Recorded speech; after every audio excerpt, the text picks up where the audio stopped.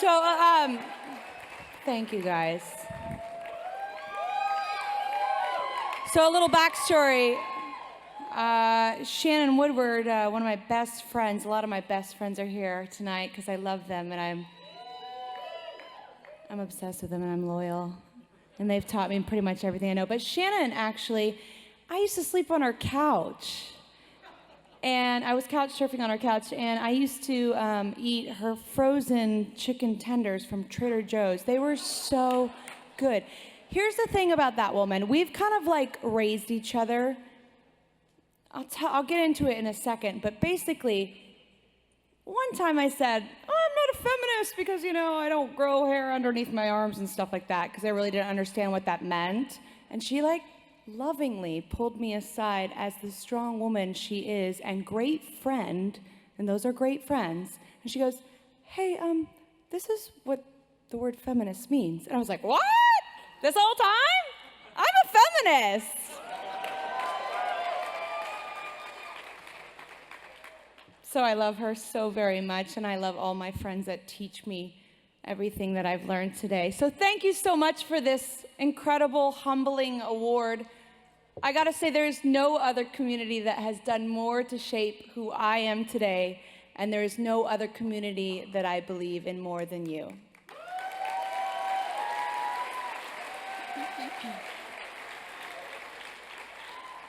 This community here tonight has achieved more progress toward a more perfect union in a short amount of time as any group in our history.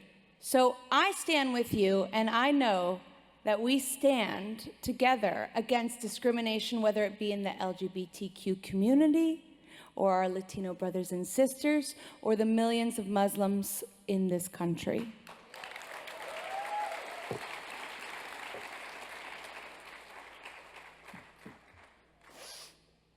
I'm just a singer-songwriter, honestly. I speak my truths and I paint my fantasies into these little bite-sized pop songs. For instance, I kissed a girl and I liked it. Truth be told, I did more than that. And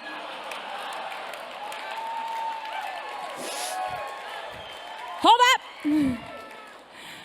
But B, how was I going to reconcile that with a gospel-singing girl raised in youth groups that were pro-conversion camps? What I did know is that I was curious. And even then, I knew sexuality wasn't as black and white as this dress. And honestly, I haven't always gotten it right. But in 2008, when that song came out, I knew that I started a conversation that a lot of the world seemed curious enough to sing along to. So, let's take a trip down memory lane for 1 second. My first words were Mama and Dada, God and Satan. Right and wrong were taught to me on felt boards, and of course through the glamorous Jan Kraus, crying diamond teardrops every night on that Vaseline TBN television screen. Make some noise if you know who I'm talking about. R.I.P.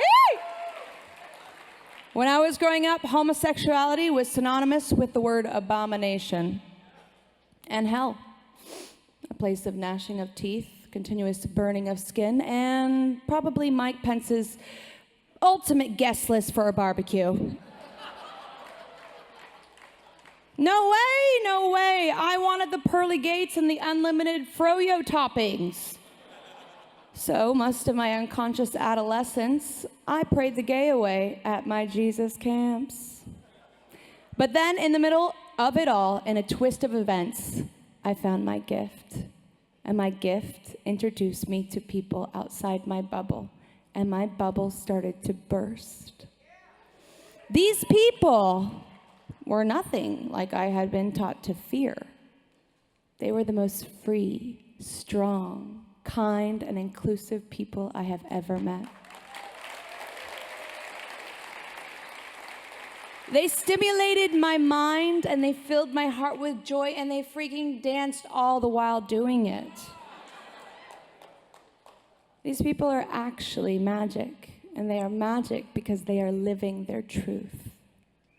Oh my goddess, what a revelation, and not the last chapter of the Bible. Suffice to say, it's been a long road for me, and I'm sure a long road for many of you out there. I know it doesn't always feel safe to live out who you are. But here's the thing, though. I would have not chosen a different road. Priceless lessons have been learned.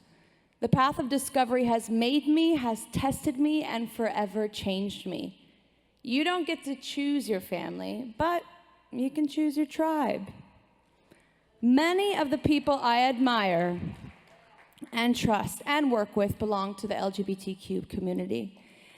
And without them, I'd be half of the person I am today. My life is rich in every capacity because of them. They are trusted allies that provide a safe space to fall, to not know it all, and to make mistakes. These are the people I hold dear. See, I hope I stand here as real evidence for all that no matter where you came from, it's about where you are going, and that real change, real evolution, and real perception shift can happen if we open our minds and soften our hearts. People can change. Believe me, it would have been easier just to stay the whipped cream, tit spraying, poppy light, fluffy fun, anthems by the way of animal totem singing girl who was basically somewhat neutral in a stance, and just that more hugs could save the world. No way. No longer can I sit in silence. I have to stand for what I know is true, and that is equality and justice for all, period.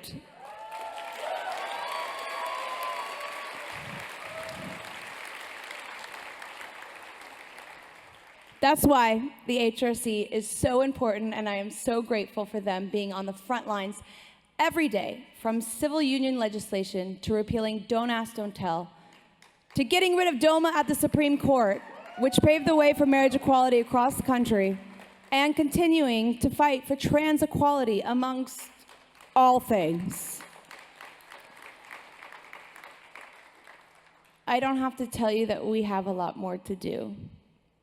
We have to create a safe space for us to ask questions of ourselves and others, and to keep the conversation going.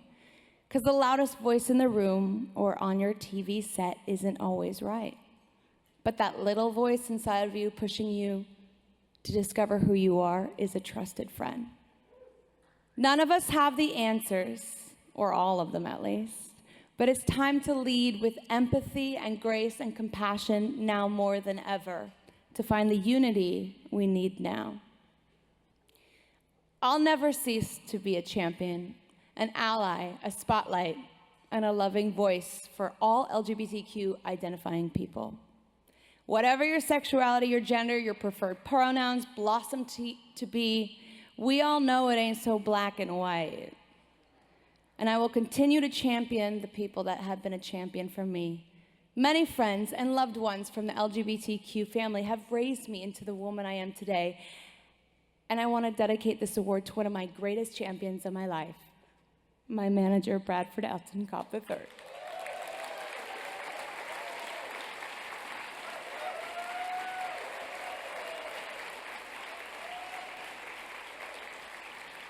I think it's almost been like 15 years, because he believed in me before it all, secretly paying my rent for years and bringing me leftovers from Hamburger Scaries. He really did. I know we really connected on a soul level, though, because we came from the same upbringing where it was difficult to be our authentic selves. We had similar struggles breaking out of our suppressive shells, but we kept inspiring each other, challenging each other, and retiring our past frame of mind. We broke the cycle, and now we're living our best, most authentic lives.